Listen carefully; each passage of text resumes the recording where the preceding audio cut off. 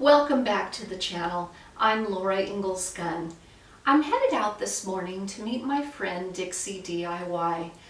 We both sewed a butterick pattern when we made a first foray into historical costuming. And each of us has recently remade the dress to be more historically accurate, and we thought it would be fun to get together for a photo shoot to show the dresses in action. And some of the changes that I made to the dress were to add piping at the sleeves. I also attached antique blackberry buttons, and the bodice itself is more reminiscent of the illustration by Helen Sewell in the book Little House in the Big Woods for the Dance at Grandpa's chapter. So I hope you'll come along on this fun outing. It's sure to be a delight.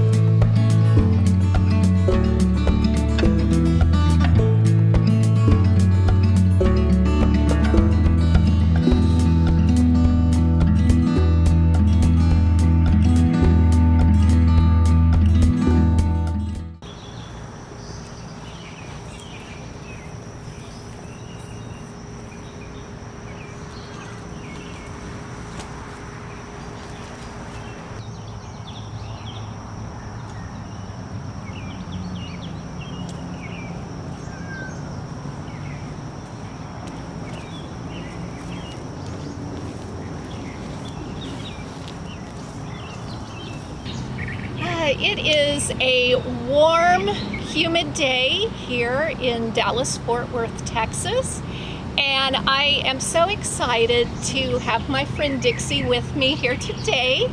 For those of you who have not met Dixie, she creates amazing clothing and historical fashion at Dixie DIY. And Dixie, I just wanted to ask you, who was your main influence that got you sewing? Well, I think like a lot of people, my grandmother taught me to hand sew. She did embroidery and cross stitch, and she just gave me some scrap fabric and a needle and thread and told me to go at it.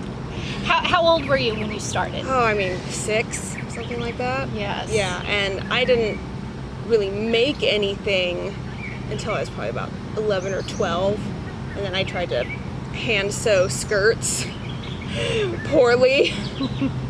And then from there it just I got better and better, and I got a real sewing machine, and I learned how to use patterns and how to make patterns, and just went on from there.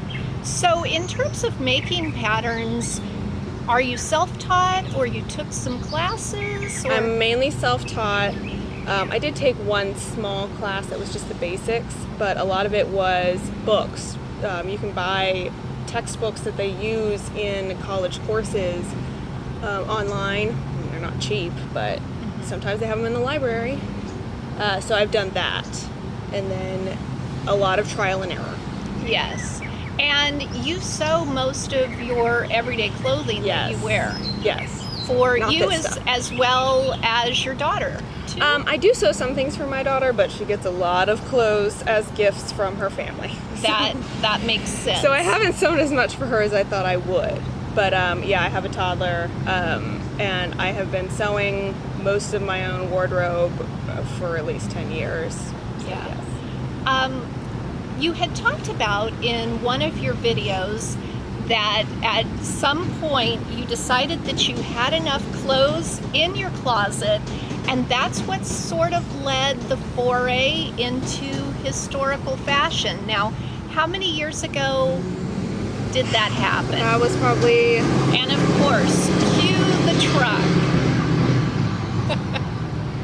That was probably about 2013 that happened.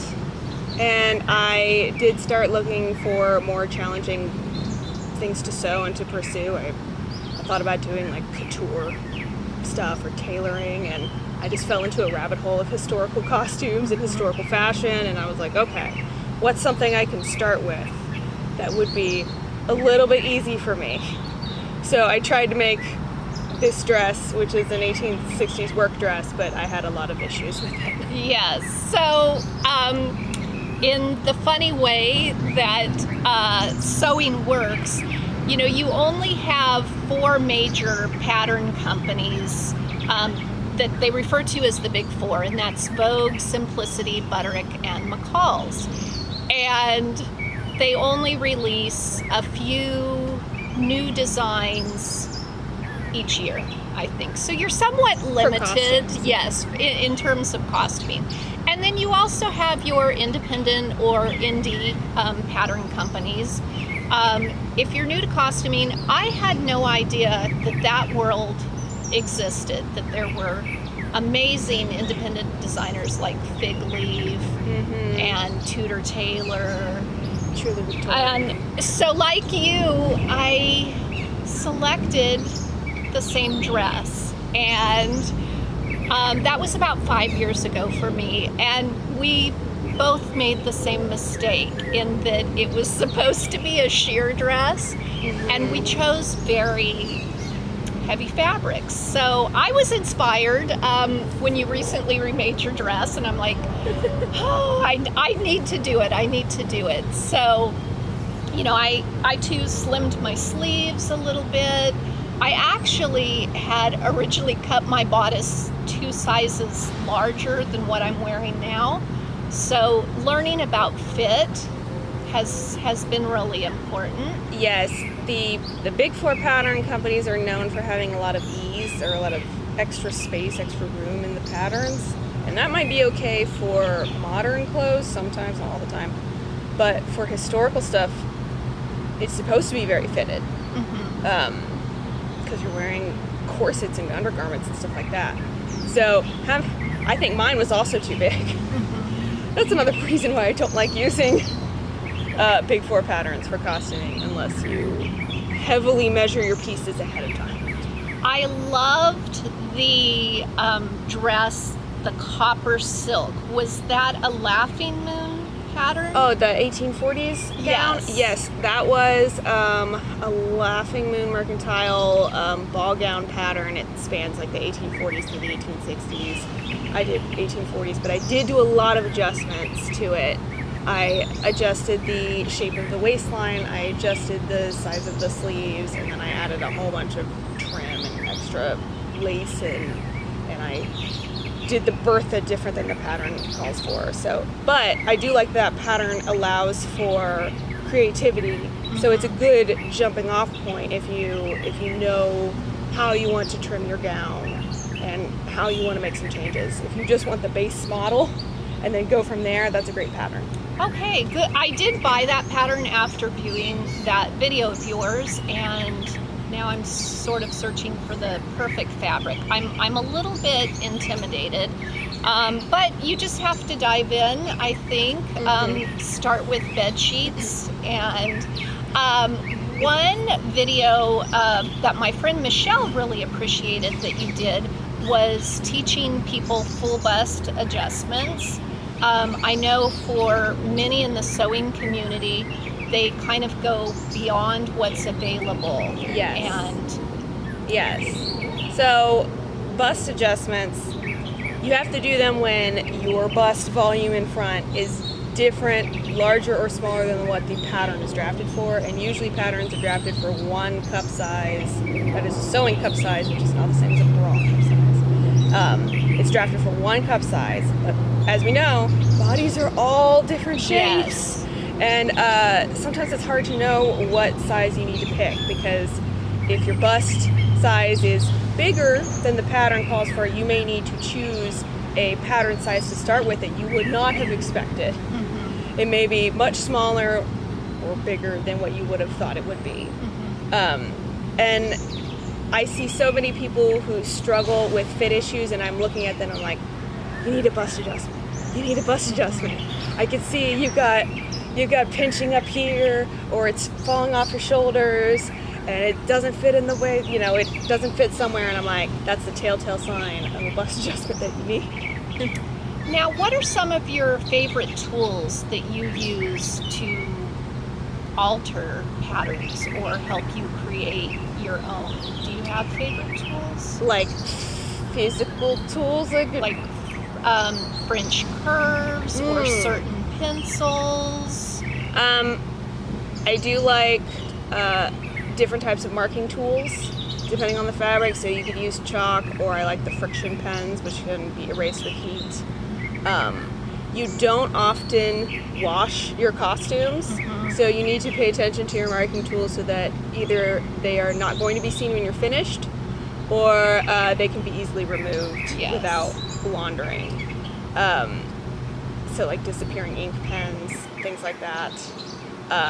If I don't want to mark something like that, sometimes I will just use a pin, a PIN pin, like to mark notches and stuff. I don't like to cut my notches. I just mark them with pins and I can take them out later. Oh, that's a great tip.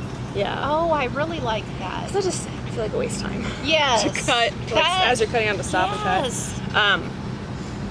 That's a great tip. I know a lot of people in the historical costume community don't use them, but I'm a big fan of rotary cutters and rotary mats. Selstein, she often uses a rotary cutter. There's a few among your breed. I'm always very nervous about control. How do you find working with a rotary cutter? Do you have any tips? If you're cutting a straight line, what I like to do is use a ruler to butt up against the thing. So if I'm right-handed, I will definitely like put my arm down to hold the ruler in place and cut. The idea is just you want to go slow and apply pressure.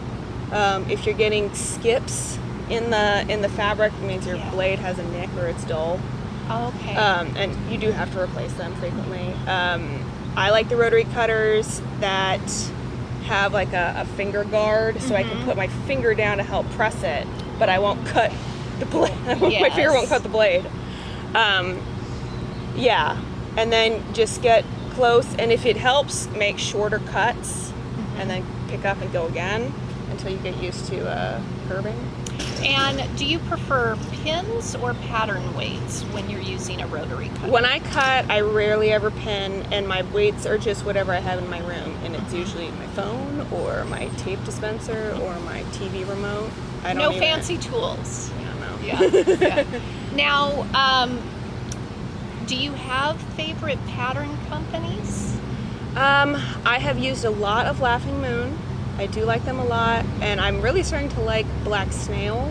Yes. They're relatively new, but they're inexpensive. They're in my size. I know that's not the case for everybody. And I feel that they're well drafted, and I like the instructions. And then I also really, really love Scroop, even though they don't have a ton of patterns yet. Okay. But I feel like they are the most...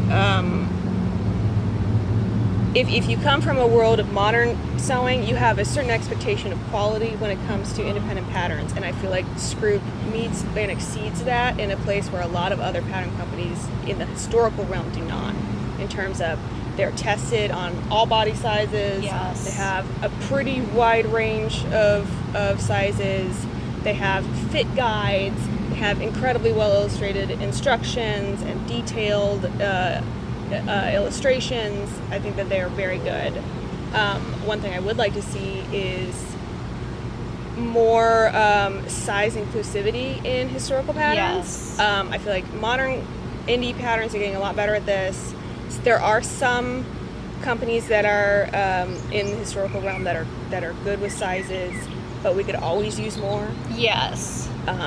I get really upset when I see a pattern and it only goes up to like 48-inch bust. Yes. And I'm like...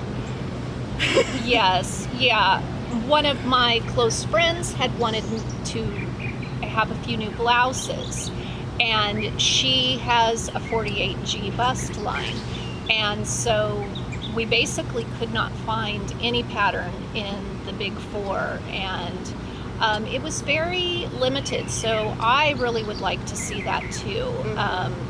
Having the block to create the larger sizing, because everyone should be able to make beautiful clothing that they love to wear. Yes, exactly. And for modern clothing that you wear in your everyday life, what patterns, or do you self-draft? Oh man, there's a lot that I like. But honestly, I haven't been sewing that much lately. It's tough with an almost 2-year-old. Yes, I've been focusing mostly, almost entirely on costuming. Well, I have to plug it, but I do help design for Blank Slate Patterns. Yes. There's that. And they have really nice designs. Thank you. And so I will put the links to all of Dixie's videos that we're referencing, as well as the pattern lines, down below in the description box. But how did you get involved in designing? Well, way back earlier let me read it. Let me think about this. So when I was in college, I started sewing a lot more for myself, and I started drafting my own patterns. And I did them on the computer in Adobe Illustrator, and I realized that I could format them in such a way that I could put them on the internet to give out for free. So I did that, but I would only do it in like 3 sizes because I was like, I didn't feel comfortable grading, and just hand them out for free. And then after a while, I did sell a few of them, but it was a lot of work to do on my own. And again, I think there is a level of quality standards that we expect now from patterns, and I just myself alone could not meet that. Like, I had to sew so many samples. You have to make so many mock-ups as you're trying to work out the garment, and then I have to test them, and I have to get multiple people to sign up, and then manage all of those people and all of their fit issues, and try to figure out what's wrong and what can be improved. I was making the entire instructions myself, all the illustrations, everything, and it was a lot. And I was like, I don't want to do this anymore. So now I work with a group of women, and we each share responsibilities. So somebody handles the testing, somebody handles the drafting, and I handle illustrations and sample making and instructions and stuff like that. So it's just been years and years of work and trial and error, and a lot of, ooh, I want to make that, but there's not a pattern available. What if I just make it this way? Yes. Yeah, and I think once you start sewing, you often find, well, I'd really like to do it this way, or I want to add this collar, and that's really the beauty, I think, of sewing. And it can be difficult for somebody who's just starting out in terms of cost, and in making it affordable for everyone. I have shared that I often can find fabric at estate sales. Do you have any sources that you like to use, or have you found any great bargains? I think if you have a local area that sells fabric, a lot of times you can find good deals. It's harder to find them on the internet. But sometimes you can. I have just scoured the internet to try to find like the cheapest possible silk sources that I can find. Mock-up fabrics is where you can save the most money. So you want to perfect your fit in your mock-up. You could get old bed sheets, thrifted fabric. Doesn't really matter if it looks good, because you just want to get it perfected there, so that when you sew into your expensive fabric, if you're using that, then you're not going to make those mistakes. Yes. So spend as much time in the mock-up stage as you can, even if it's frustrating. I've actually found a lot of antique and vintage lace at antique stores for by the yard, much cheaper than what I could find online. So like sub $3 a yard for really wide lace. If you can buy in bulk because you're going to make something over and over again, or you're going to use it again, sometimes you can save money in that way. And then when I used to live in Austin, I had a group of friends who also sewed, and we made a Facebook group where we would share shipping. So if you need to like get over the $100 mark to get the free shipping or something, ask your friend, hey, do you need to order something from this site, and we can go in together and I'll come meet you and give you your stuff. That's a really fantastic tip. I know I recently tried my hand at millinery, and really great quality buckram. The best source is from England that I've personally found. I'm always searching for new sources, but I asked a friend who was also making some hats and going in together, that it really does help. So I have to wonder, now that you've remade this and you've also done some small projects, do you have a dream project that you're working up to? So I really want to make an early 19-teens evening dress, like the hobble skirt, slim lines. Yes. What I love about those are just the layers upon layers of different textures of fabric.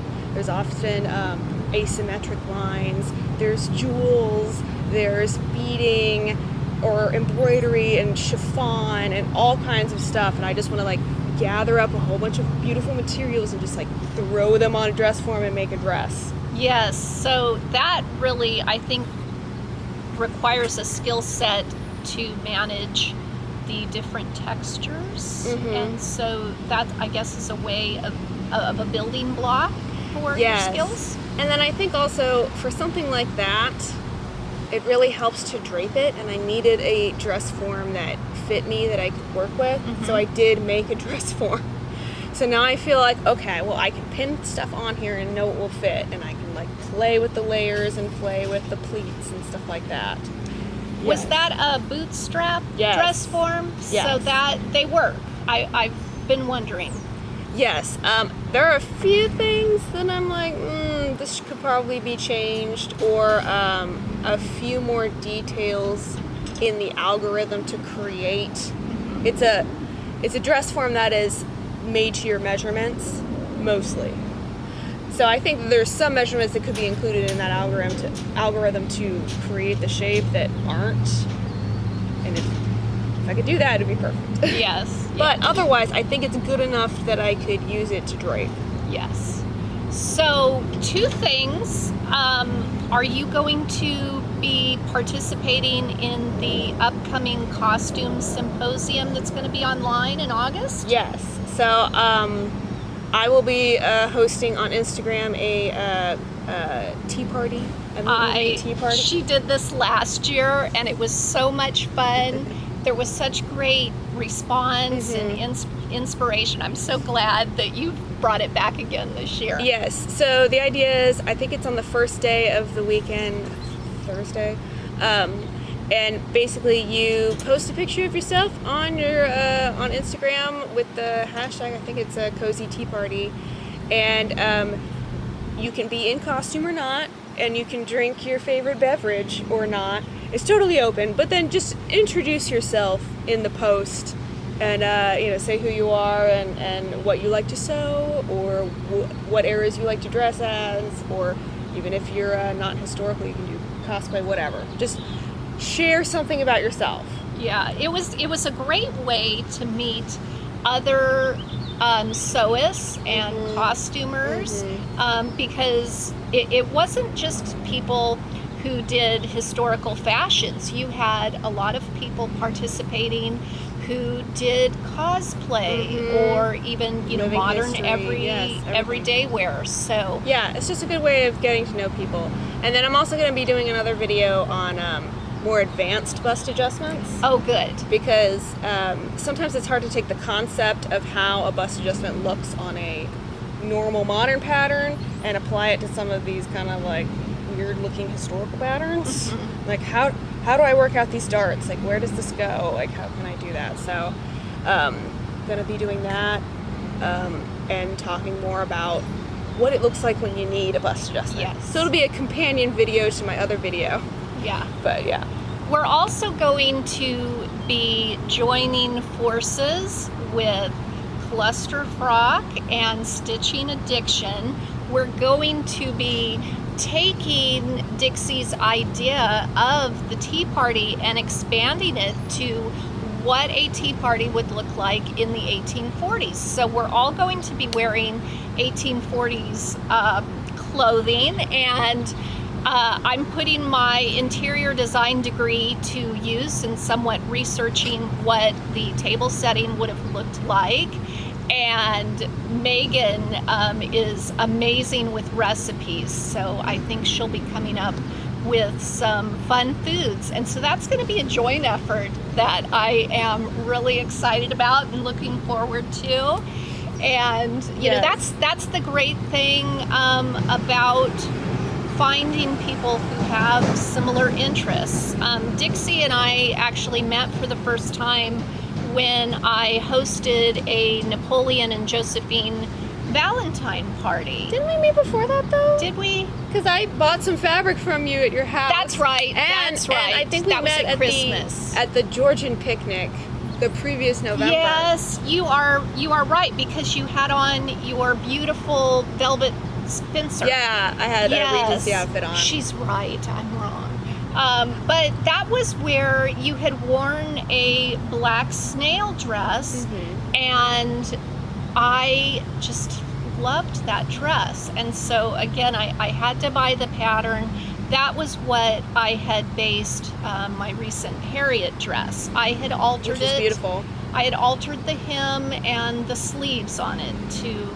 But again, you know, you just take your basic pattern and then alter it to what your vision is, which is, I love kind of creating what my mind's vision is. There are a lot of great online tutorials from blogs on pattern drafting or pattern alteration to you know, make your look. They may not be historical tutorials, they might be modern, but like the same concepts apply. So you can use those tutorials on your Regency dress or whatever it is. If you want to do a different type of sleeve, you can probably find a tutorial. Yes, yeah, and the costume community, costumers who produce YouTube videos, that's really growing by leaps and bounds. Oh my gosh, there's so many. As a visual learner, I really love it.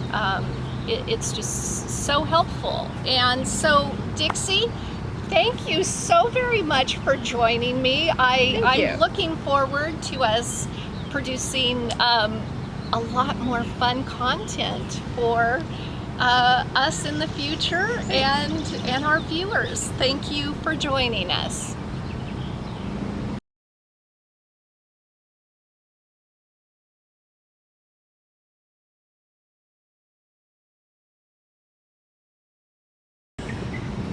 Okay, and we can always edit, right? Yes. I have a wire poking me. I am putting all of my eggs in one basket. Hope they don't break. A photo shoot to show the drone. Oh yeah, that's fun. Okay. Oh, I want to do some pictures over here with us together. Okay. Let me see.